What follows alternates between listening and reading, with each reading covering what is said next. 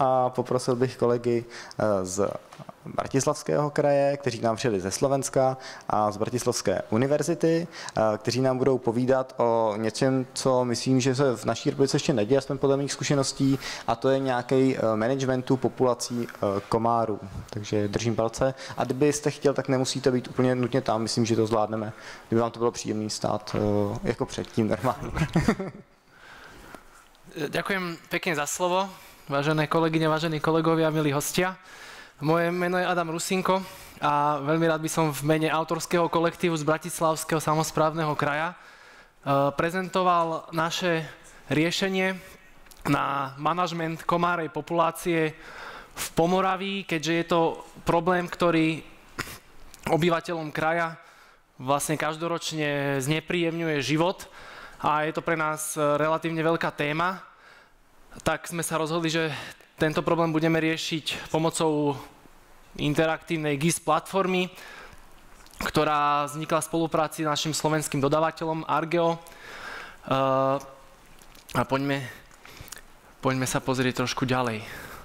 Takže hlavná fáza alebo dôvod, pre ktorý vznikla táto webová GIS platforma, je cezhraničná spolupráca schémy Interreg Slovensko-Rakúsko. Projekt mal názov, alebo má názov Mosquito Bioregulation. Celkovo sa do neho zapojilo 5 subjektov, Rakúske združenie na biologickú reguláciu, Bratislavský kraj, Trnavský kraj, hlavné mesto Bratislava a prírodovedecká fakulta. Keďže komáre ako jav čisto prírodný nerešpektuje žiadne administratívne hranice, tak boli sme nútení takýmto spôsobom, alebo chceli sme takýmto spôsobom spolupracovať, lebo len spoločná koordinácia má nejaký význam z hľadiska tej územného zásahu a jednoducho, keby každý ťahal za svoj povraz, tak nemáme šancu jednotlivo, samostatne ten manažment zvládnuť, takže sme spojili sily, vznikol tento projekt a teraz vlastne koordinovane manažujeme túto situáciu. Čo sa týka záujmového územia, tak hovorím o slovensko-rakúskom prihraničnom území. V tomto území sa vlastne nachádzajú dve veľké rieky. Je to rieka Morava a rieka Dunaj. Keďže komáre, na ktoré sa sústredíme, 90% pochádzajú z záplavových situácií na rieke Morava, a rieka Morava je v týchto častiach veľmi ovplyvňovaná tokom Dunaja, tak vlastne celý ten trojholník alebo priesečník týchto dvoch veľkých riek je našim záujmovým územím. Ako som už spomínal, tak hlavným partnerom projektu bolo mesto Bratislava. Tí majú trošku nevýhodnú situáciu v tom, že sa nachádzajú aj na nive rieky Moravy a aj na nive rieky Bratislava, takže ak je náhodou nejaká kalambitná povodňová situácia, tak to dostanú z oboch strán, ak to tak môžem povedať. Najmenším počtom obcí sa vo vyšších častiach toku rieky Moravy pridružili vlastne obce Trnavského samosprávneho kraja. Rakúsky partner má vlastne ten pravý tok rieky Moravy. Zapojilo sa združenie, ktoré manažuje komáru populáciu už viac ako 10 rokov. Tam treba povedať, že práve rakúsky partner má s biologickou reguláciou asi najdlhšie skúsenosti. A zvyšok obcí na ľavom toku, respektíve na ľavom brehu rieky Moravy, sú obce Bratislavského samosprávneho kraja. Čo sa týka nejakej histórie, tak súčasná GIS platforma nevznikla zo dňa na deň. Máme tam nejakú históriu. Už v roku 2018 si dal Bratislavský samosprávny kraj vypracovať štúdiu, ktorej hlavnou úlohou bolo zmapovať liahniska alebo potenciálne liahniska komárov, čiže miesta, kde sa tieto komáre môžu liahnuť. Vtedy však táto štúdia sa zaoberala iba územím Bratislavského samosprávneho kraja. Na základe tejto štúdie vznikla pilotná aplikácia GIS, na ktorú sme ešte vtedy využili len ArcGIS Online, pretože do celého systému vstupovalo relatívne malý počet ľudí, pritekalo tam relatívne málo dát, takže nebolo potrebné nejaké veľké riešenie alebo väčšie riešenie a na prácu v teréne sme využívali terénne aplikácie do smart zariadení ako Field Maps alebo Survey 1, 2, 3. Hlavná fáza projektu Mosquito Bioregulation trvala teda v roku 2021 až 2022 a my ako Bratislavský samosprávny kraj sme mali jednu z tých hlavných úloh a teda vytvoriť GIS webovú platformu pre všetkých projektových partnerov. Čiže museli sme zohľadňovať to, že je to cezhraničné, čiže nejaké jazykové zjednotenie, rôzne druhy skupín ľudí, ktorí sú zapojení do celého procesu. Čiže to riešenie bolo nejakým spôsobom väčšie ako to predchádzajúce, ale samozrejme sme sa poučili. A v roku 2022, ešte v rámci toho projektu, bola vlastne vytvorená táto webová GIS platforma, ktorá už teda druhú sezónu funguje vlastne v plnom nasadení. Ešte krátku odbočku si dovolím k samotným komárom, pretože, ako už bolo povedané, nepredpokladám, že v týchto končinách Českej republiky je toto nejaký zásadný problém. Často sa stretávame s tým, že ľudia nadvihujú obočie, keď hovoríme o komároch, že aký to môže byť problém. Keď je nejaká kalamitná situácia, tak hovoríme o prípadoch, kedy ľudia nevychádzajú z domov. Že to je tak, že človek je 2 sekundy na vzduchu a má na sebe 100 komárov. A v pasci sme obchytali aj 1000 jedincov za krátku dobu, že to sú naozaj 10 000 komárov. Ale zaujímavé vlastne z tej biologickej stránky je to, že komárov je na Slovensku a v priľahlom okolí približne 60 druhov a tieto záplavové komáre tvorí len asi 5, 6, maximálne 10 druhov. Z toho hlavné sú asi 2 typy. Prvý typ je taký, ktorý kladie vajcia do plytkej stojatej vody, ktorá je relatívne prehriatá, stojatá a nenachádza sa tam nejaký prirodzený predátor. Druhý typ komárov je taký, ktorý kladie vajcia do rozbahnenej plytkej pôdy, ktorá následne bude zaliata vodou. Čiže to sú také 2 zásadné typy. Z hľadiska vývojových štádií je pre nás dôležité štádium larvy, pretože larva ako taká má najväčšie množstvo predátorov. Keď už sa vyliahne dospelec, imago, tak tento lieta a ťažko ho nejakým spôsobom odchytiť. Tá larva je relatívne statická, ak sa to tak dá povedať. Nachádza sa v tej vodnej ploche, ktorá je teda obmedzená tou brehovou čiarou a jednak má prirodzených predátorov, ale keď tá situácia sa vymkne spod kontroly, z tej prírodnej kontroly, tak v tom prípade sme nútení zasiahnuť aj my nejakými ľudskými silami. Zároveň sa pri zásahu ľudskými silami stretávame s názormi, že ničíme prírodu, že chemicky postrekujeme. Áno, v minulosti boli prípady, kedy sa používali aj nelegálne látky na chemické postreky, a pričom tieto látky majú veľmi negatívny vplyv na živé organizmy, ale biologická regulácia pomocou látky BTI, ktorá vychádza z pôdnej baktérie Bacillus thuringiensis israelensis, je toxická len pre tie larvy komárov. Nebudem zachádzať do nejakých hlbokých biologických detailov. V princípe to funguje tak, že táto látka sa aktivuje pri kontakte alebo pri nejakých enzymatických vzťahoch v čreve tej larvy a to, čo tam nastane v nejakom prostredí, je, že tej larve jednoducho exploduje črevo a nie je schopná metabolizovať a jednoducho uhynie. Pre nás veľká výhoda je to, že táto látka BTI nemá žiaden dopad na iné živé organizmy, vrátane rýb a človeka. Potom už závisí, že akým spôsobom budeme zasahovať, či je to územie veľké, či je územie malé, či je prístupné, či je neprístupné. Čiže môžeme zasahovať pozemne, môžeme zasahovať dronmi, môžeme zasahovať letecky. Tá forma, tam už potom na tom až tak nezáleží, či je to granulát, alebo je to tekutá forma. Dobre. K samotnej technológii na prvé riešenie pilotné sme používali ArcGIS Online. Teraz to bolo podstatne náročnejšie, najmä z hľadiska objemu dát a počtu užívateľov, ktorí vstupovali do celého procesu. Čiže dátová štruktúra stojí vlastne na databázovom serveri a hlavne akoby tie ArcGISovské licencie stoja na ArcGIS Enterprise, čiže ArcGIS Server a ArcGIS Portal. V rámci toho portálu boli vytvorené rôzne mapové kompozície, rôzne mapové aplikácie pomocou dashboardov, Experience Buildera a v rámci toho bolo vytvorené aj webové rozhranie pre verejnosť, ale aj pre interné potreby nejakého reportingu, štatistické hodnotenie, exporty tabuliek a podobné záležitosti. Neoddeliteľnou súčasťou celého procesu je práca v teréne. Tam používame v smart zariadeniach aplikácie SRO 1, 2, 3 a Field Maps. Ústredným integrujúcim prvkom celého systému je vrstva liahnísk. K dnešnému dňu ich je na celom území spolu 4802. V počiatočných fázach testovacích sme používali databázový systém Microsoft SQL, ale časom sme narazili vlastne na horný limit voľnej licencie dátový, takže sme prešli na PostgreSQL a musím povedať, že do dnešného dňa sme nenarazili na zásadnejšie problémy, takže vyzerá, že všetko funguje v poriadku. Relačnými väzbami tá vrstva tých liahnísk vlastne komunikuje s tromi hlavnými tabuľkami alebo tromi ďalšími vrstvami. Jedna sú pravidelné kontroly tých liahnísk, ďalšia je evidencia procesu aplikácie látky BTI a potom sú to prílohy, fotografie stéru, fotografie liahnísk, aby sme vedeli, ako tá situácia je, či tam je voda, či tam nie je voda a podobne. Pomocou ArcGIS-servera sme klasicky vytvorili nejaké vrstvy, nejaké mapové služby a nejaké geoprocesné služby, ktoré používame v celom tom procese.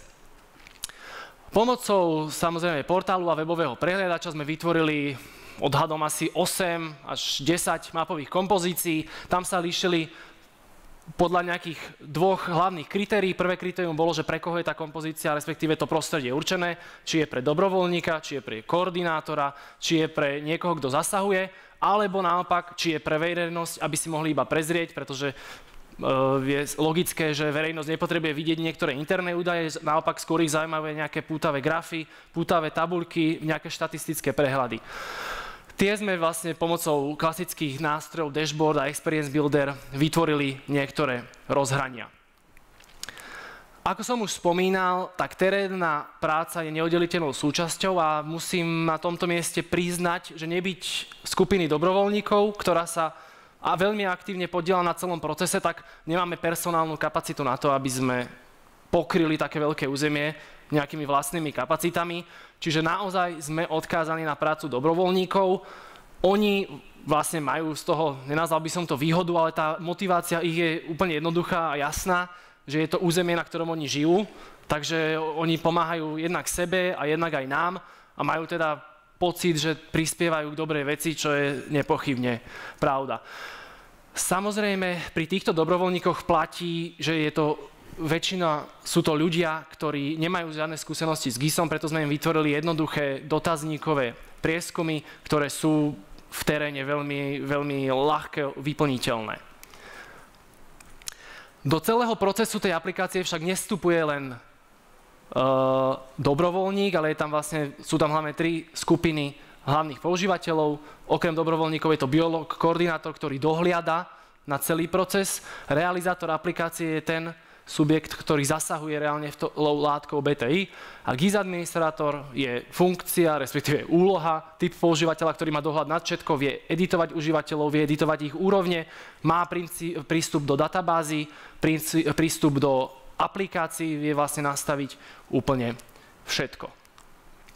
Samotný proces má asi 4 hlavné kroky. Prvým je rutinná kontrola liahnísk. Keď táto rutinná kontrola presiahne nejaký stanovený počet, vyhlasuje sa, respektíve hrozí kalamitný stav liahnísk. Toto vyhodnocuje biológ koordinátor. Na základe jeho odporúčania a rozhodnutia je krok 3, zásah látkou BTI a následne sa kontroluje úspešnosť tejto látky. Ako náhle je táto látka, respektíve táto aplikácia úspešná, tak celý proces končí a začína od začiatku, ale keďže nie vždy to je úspešné, respektíve niekedy tých komárov je tak veľa, že treba zacyklene kontrolovať a aplikovať látku BTI, tak v tom prípade tam vznikajú nejaké mikrocykly medzi tými krokmi 2, 3 a 4. Rutinné kontroly prebiehajú výlučne v teréne, sú vykonávané certifikovanou naberačkou. Okrem toho, že dobrovoľníci behajú v teréne a zbierajú nám tieto údaje, tak robia aj fotografie liahnísk, fotografie kontrol, pričom zdôrazňujem, že pre nás je dôležitá informácia, že to liahnisko bolo suché, že sa tam nenachádza voda, pretože aj informácia o ničom je lepšia ako žiadna informácia. Sledujeme aj vývoj nejakých povodňových situácií, kde je voda aktívna, kde nie je aktívna, čiže pre nás je každá kontrola, hoci aj s výsledkom 0 láriev, respektíve suché liahnisko, veľmi dôležitá. Za kalamitný stav sa považuje stav, keď je v tej naberačke 7 a viac lariev. Túto situáciu vyhodnocuje biológ, koordinátor, ktorý má právo rozhodnúť o tom, či sa ide alebo nejde zasahovať. Zo systematického hľadiska má nástroj vytvorený, ktorým vyselektuje nejakú oblasť alebo vyselektuje nejaké liahniska, priradí im atribút zasiahnuť a ďalej tam priradí informáciu o tom, že dokedy treba túto látku aplikovať. Samotný zásah látkou BTI je z hľadiska evidencie dôležitý, že aký veľký objem, respektíve aké veľké množstvo látky, v tomto prípade v gramoch bolo minuté, potom tam zbierame aj informáciu o tom, že aká forma bola použitá, či to bol granulát, alebo to bola tekutá forma. Ako som spomínal už predtým, tak je celkom dôležité si zvoliť vhodný typ, pretože keď máme zasahovať na nejakom území, kde je hustý porast, tak nemá zmysel zasahovať z nejakého vzduchu, pretože ten porast všetku tú látku zachytí. A naopak, keď máme veľké, rozľahlé, nezalesnené územie, tak vtedy má asi najefektívnejší zmysel práve zásah helikoptérov. Ale tam si treba uvedomiť, že takýto zásah potom vlastne zásadne zvyšuje nákladnosť celého procesu. Ako náhle je kontrola po tejto aplikácii úspešná, tak koordinátor má možnosť ukončiť celý proces a vlastne v tom lokálnom merítku sa ten proces na tom jednom liahnisku opakuje znova. Ako náhle ten proces vyžaduje, aby sa to viackrát opakovalo, tak biológ neukončuje tento proces, práve že sa naopak znova kontroluje a zasahuje a až vlastne dovtedy, kým tá látka buď teda nie je úspešná, alebo sa stáva aj to, musím priznať, že tá látka nie je úspešná, tie komáre jednoducho vyletia, potom dostávame asi 2-3 týždne výhražné správy, ale potom to nakoniec tak či tak prejde. Ako som hovoril, zbierame všetky informácie aj o tých suchých kontrolách, aj o tých zásahoch, aj vlastne úplne o všetkom, čo v tej databáze je. Samozrejme, tie štatistiky máme rozdelené na nejaké interné potreby, na nejaké potreby pre verejnosť. Verejnosť zaujímajú základné veci, koľko je liahnísk, koľko je aktívnych liahnísk, kde sme zasiahli, ako sme zasiahli, koľko sme zasiahli, či sme zasiahli aj u nich doma, alebo nie. Pre nás sú potrebné niektoré iné veci, napríklad množstvo látky minutého BTI vzťahnutých k areálu obce. Máme povinnosť na týždennej báze posielať taký report Úradu verejného zdravotníctva, čiže máme nastavené nejaké vnútorné reporty, ale keďže tá databáza je vlastne jeden celok, tak na základe atribútov, či už z tej atribútovej tabuľky akékoľvek vrstvy alebo priestorových nejakých vzťahov vieme vytvoriť na požiadanie akýkoľvek výstup. Ak niekoho oslovil tento projekt, toto riešenie, tak vás samozrejme pozývam na stránky, projektové stránky tejto webovej GIS aplikácie. Môžete si kľudne pozrieť, ako to prebieha. Aj keď teraz už končí sezóna, na konci každej sezóny vlastne urobíme sezónnu zálohu a potom niekedy v marci, čiže březen, začíname novú sezónu s čistou tabuľkou a tá stará je samozrejme zálohovaná pre nejaké potreby archivácie. V tomto momente je to všetko z mojej strany. Ďakujem pekne a keď máte nejaké otázky, nech sa páči, kľudne sa spýtajte.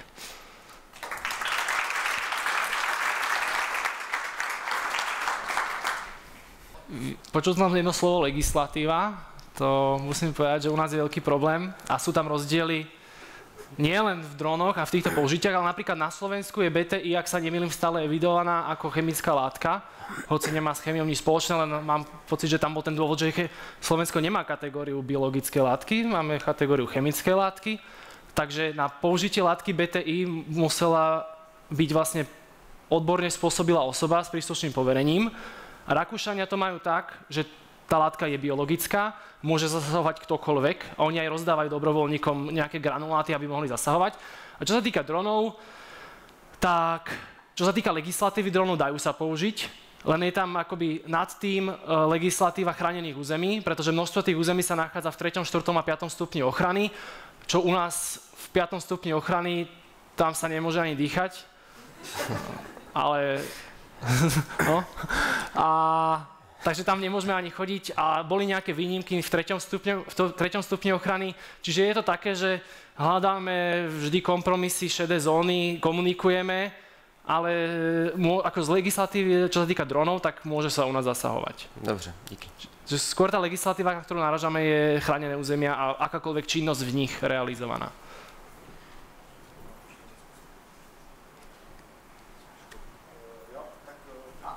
Áno, nech sa páči. Proč není zadlažený do této akcie Moravský kraj, kde má úplne stejné problémy celá tá oblast?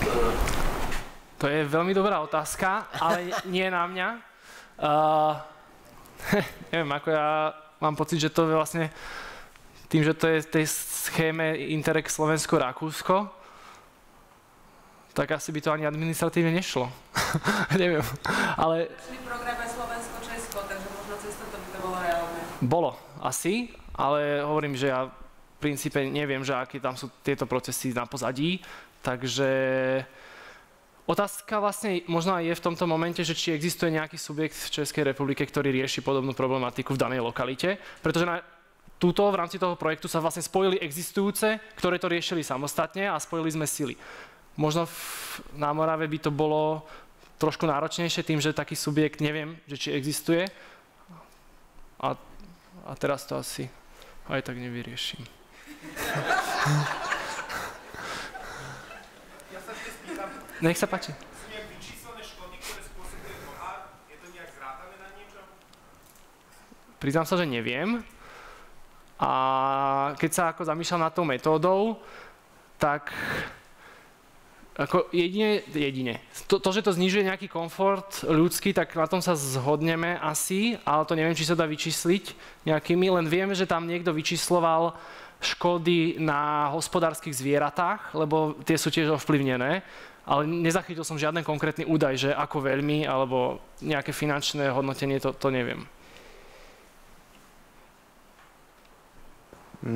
Tak já věřím, že tady je optimální prostor pro to, abyste se potkali s Jihomoravským krajem a domluvili společnou spolupráci. Určitě ano. Tak jo, tak já vám poděkuju za vaši přednášku, bylo to velmi dobrý, děkuju vám.